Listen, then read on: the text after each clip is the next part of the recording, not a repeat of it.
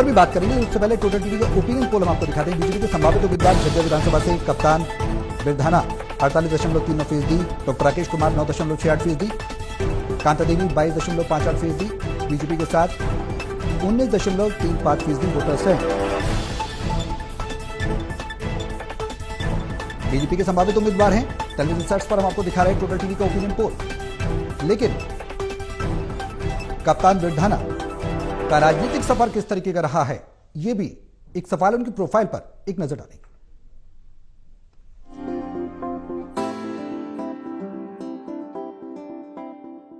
कप्तान वीरधाना आखिर कौन है? कप्तान वीरधाना का जन्म 8 अप्रैल 1970 को हरियाणा के एक सामान्य से परिवार में हुआ। वह अनुसूचित जाति से आते हैं और उन्होंने विपरीत परिस्थितियों में अपनी शिक्षा को आगे बढ़ाते हुए स्नातक की पढ़ाई की। अपनी मेहनत के दम पर 17 साल से सक्रिय राजनीति में काम करते हुए वह मौजूदा समय में झज्जर जिला परिषद के चेयरमैन हैं। उन्हें 17 में से 13 सदस्यों का समर्थन मिला। अगर उनकी राजनीतिक यात्रा की बात की जाए तो पिछले 17 सालों से भारतीय जनता पार्टी के साथ जुड़े हैं। वो झज्जर जिला बीजेपी महामंत्री 2020 से अब तक बने हुए हैं। इससे पहले अनुसूचित जाति मोर्चा के रोहतक लोकसभा क्षेत्र के संयोजक के पद पर भी काम कर चुके हैं। पार्टी में उन्हें हाल ही में संपन्न हुए लोकसभा चुनाव में रोहतक लोकसभा क्षेत्र की झज्जर विधानसभा का संयोजक भी बनाया गया था। इसके अतिरिक्त बूथ सदस्य बनने के साथ साथ कई अहम पदों पर भी उनकी जिम्मेदारी रही है। अपनी भूमिका को निभाते हुए आगे बढ़े हैं। वो अब तक स्वास्थ्य, खेल, संस्कृति के क्षेत्र में अपने कई काम कर चुके हैं। कप्तान वीरधाना इस बार झज्जर विधानसभा से टिकट मांग रहे हैं। Election desk, total news.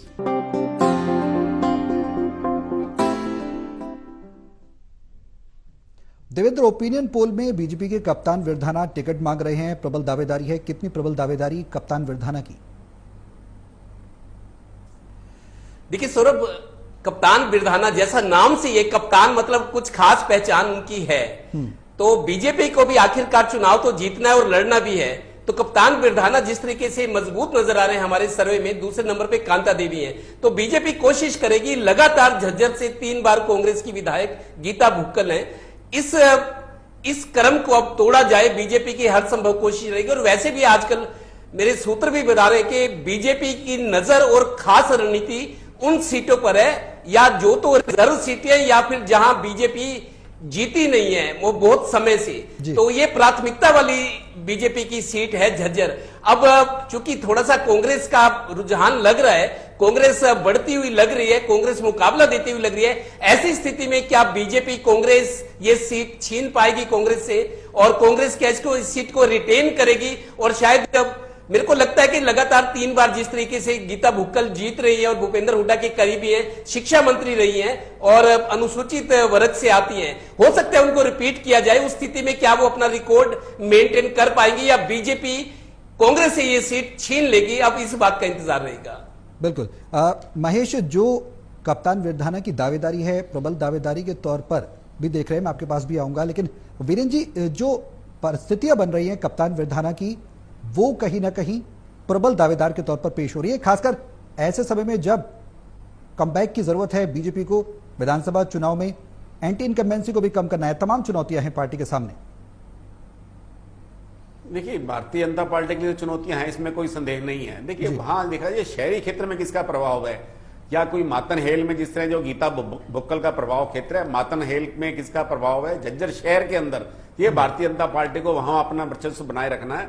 चाहे कप्तान हो या पिछली बार वहां लोकदल से चुनाव लड़े सोनू कटारिया हो, मतलब भारतीय जनता पार्टी के लिए उम्मीदवार का चयन यहाँ आसान नहीं है, सरल नहीं है, क्योंकि भारतीय जनता पार्टी को मालूम है कि यहाँ मुकाबला गीता भुक्कल से है। और भारतीय जनता पार्टी का यहाँ पर देखिए, ओम प्रकाश धनखड़ जो है भारतीय जनता पार्टी के पहले प्रदेश अध्यक्ष भी रहे, राष्ट्रीय सचिव है, उनका भी प्रभाव क्षेत्र है। तो भारतीय जनता पार्टी का झज्जर की सुरक्षित निर्वाचन क्षेत्र से चुनाव जीतना पार्टी के लिए एक बड़ा कठिन कार्य है। और लेकिन पार्टी इसको कैसा कर पाएगी, इस बार पार्टी के लिए अवसर तो है, क्योंकि गीता भुक्कल 3 बार चुनाव जीती है, लेकिन भूपेंद्र हुड्डा के प्रभाव क्षेत्र में कोई कमी आई हो ऐसा दिखाई देता नहीं है। क्योंकि अभी जब लोकसभा के चुनाव हुए तो झज्जर से जो है दीपेंद्र हुड्डा को बढ़त मिली थी। तो कुल मिला के माना जा सकता है कि ये कांग्रेस का प्रभाव क्षेत्र है, वर्चस्व है, गढ़ है, उसको भेदना भारतीय जनता पार्टी के लिए सरल नहीं होगा। अब महेश, जो कांग्रेस का गढ़ है, बड़ी चुनौती है, किला भेदना बीजेपी के लिए बड़ी चुनौती है, लेकिन जो राजनीतिक कहीं ना कहीं सफर रहा है कप्तान विरधाना का चुनौतीपूर्ण भी रहा है और चुनौती को स्वीकार करते हुए आगे बढ़े हैं। 17 सालों से सक्रिय राजनीति में हैं। पार्टी को इसका कितना फायदा होगा?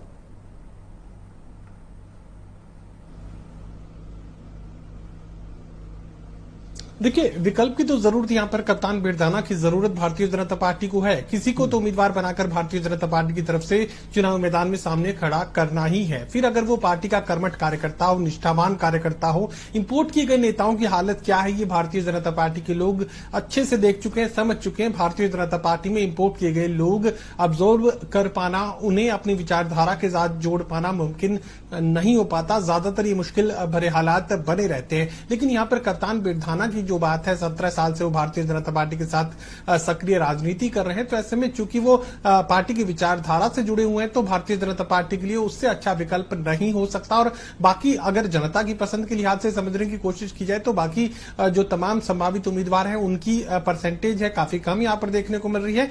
कप्तान बिरधाना अच्छा परफॉर्मेंस दे रहे हैं, पार्टी की लॉयल्टी फैक्टर पर खरे उतर रहे हैं और तमाम जो दूसरे पैरामीटर्स भारतीय जनता पार्टी चुनावी परफॉर्मेंस को लेकर आकलन जिनका करती है, उन तमाम पैरामीटर्स पर कप्तान बिरधाना बेहतरीन साबित हो सकते हैं। तो मुझे लगता है कि यहां भारतीय जनता पार्टी के उम्मीदवार के रूप में कप्तान बिरधाना पर बीजेपी दाव खेल सकती है। देवेंद्र, जो चुनौतियां हैं वो कहीं ना कहीं पार्टी के सामने बड़ी हैं